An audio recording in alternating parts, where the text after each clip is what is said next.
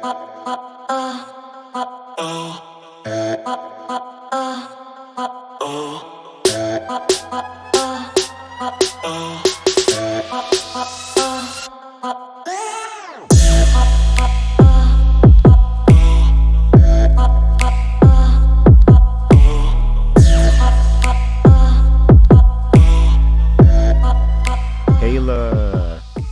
All right, Hey. Kayla. Kayla, I was just wondering how, because I know like a lot of people, I know at least a lot of people I talk to kind of like struggle with that whole personal growth journey. But I know like you and I, we talked a little bit about it. Can you tell us a little bit about, how things have been for you in terms of like growing as a person? Yeah, I used to struggle a lot with my mental health. That's kind of what got me into health and fitness. I work in a hospital now, and I help people kind of manage their mental health by working as a CNA. So it kind of taught me, it kind of opened up a lot of my eyes to seeing how the world is and how much we neglect ourselves mentally, physically, and emotionally. So I kind of went on this personal development journey for like the last 2 or 3 years. It's not a one day and done kind of thing. It's an everyday kind of feat that you have to work at this every single day. And some days you're gonna feel good and some days you're gonna feel like crap. And for me, the thing that worked was really just like filling my brain with information and just really overloading it with knowledge because at the end of the day, what do they say? Knowledge is power, right? So I want to be as power. I want to feel and be. I want to be the smartest person in the room when I walk in anywhere and be able to talk about topics and bring up new topics and open people's eyes up, just as they've been open for me. So I've been reading a lot of books, listening to a lot of podcasts, and just kind of like filling my brain with positive knowledge that isn't necessarily like what I have, who I am, where I want to be. Like it's more about like what kind of person do I want to be at the end of the day? What kind of impact do I want to make on the world? And how can I be a better nurse for my patients? Yeah, like you said, like that positive energy and like keeping positive energy behind. Sometimes like people come in with that negative shit. I just be, or like if somebody's calling me, and I know they want to talk about their baby mama or something like that. I'm like, yeah, I'm busy, right? Yeah, you know what I'm saying? It's draining. Negativity It is is draining. draining. There was a study that they did that was talking about how people in a study were told that there was one, like cure for all of the things that they had wrong for them, right? And they said, like, if you have this surgery, like, everything that's wrong with you will be gone. And the thing is that to one group, they explained it as it's a 70% success rate, and they were like, yeah, so it's a 70% success rate in this study, but it's still experimental, so there's still a 20% or 30% chance it'll go wrong. And everybody in the study said yes.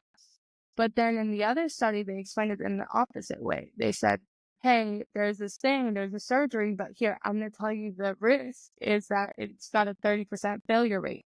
So it was just simply the fact of telling them positive versus negative.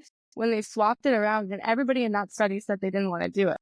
When they swapped it around to the other study, they were like, so, we told you it's 70% success. Well, I just want to let you know that there's a 30% chance it won't work and that it'll Mm. actually get you worse. Almost Yeah, everybody in the study changed their minds because they're like, oh my gosh, oh my gosh. And they just focused on the negatives. And, they had already seen the positive, but they were so focused on the negative that they all changed their minds. I mean, obviously, when you see it from the outside perspective, 70 versus 30, the chances are pretty freaking good. But it's just the fact that right. they couldn't focus on that. When they explained to the other group that had the 30% failure, they were like, oh no, we still don't want to do it because it's still a 30% like failure rate. So they couldn't get out of that negative mindset. Our brain literally floods ourselves to a negative spot and we like to sit there. And getting to a positive is so hard. That's why you have to consistently flood your brain, focus it, and redirect it. Because our world is so negative. There's so much negative out there. Something negative to focus on at every moment of every single day. Every moment. You're absolutely right. Like the Mm-hmm. TV is just full of negative. I know Yeah. me, like, I don't know. I got a habit of kind of like just jumping on TMZ and oh, that's just like Right? addicting. So You know what I'm saying? drama. It's like people fighting with their baby mamas, like you're saying, Yeah, or it's like couples, unhealthy, toxic relationships. How are you supposed to yeah, go out there and find a healthy relationship or a healthy lifestyle if you're watching, 1,000 pounds and they're chilling at 1,000 pounds or whatever? Like, it's just that's not what you should be flooding your brain with. Yeah. Even like with music, sometimes like let's say like I listen to my trap music when I'm working out or something. But sometimes like get to the point where like especially like if it's like degrading women or something like that, I'll switch up my artist, 'cause I don't want to be in a space to hear that. Um Yeah. I know you I know you talked about also like like mental health. Like what do you do? Is there anything that you do in specific that kind of like supports your mental health? Yeah, I meditate, I take walks, I try to stay off my phone. That's a really big one because the phone is a really big magnet for energy. I mean, like you said, you have friends and family calling you about their problems. My friends call me about their problems all the time. I love them and I love to hear it, but I also need my me time. Because if I don't have Right. a healthy balance, how am I supposed to be able to have the energy to listen? Otherwise, I'm picking up the phone and I'm like, what's the problem again? What's going on again? Like, and that's how Right. I'm like, that's so insensitive. I don't want to be that receptor. I want to be, hey, I'm a support for you. Like, how can I help you? How can I listen today? Do you want me to just listen? Do you want advice? Like, what do you need today?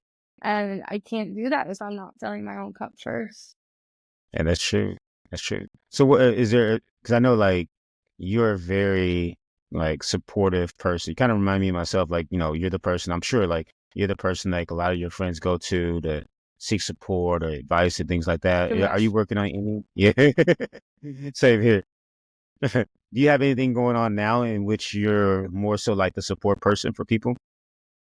Yeah, I'm working on becoming a coach. So I'm kind of getting into my entrepreneurship journey of becoming a personal development coach when it comes to either your physique, body, because of my experience in fitness, or time blocking or lifestyle management. So kind of helping people shift their mindset because I've had so much experience being in such a really low place with like struggling with depression, not really an eating disorder, but more of like a eating imbalance where I didn't really focus on the things I was putting into my body, and the things that I'm filling my head with every day that really affect how I perceive the rest of the world.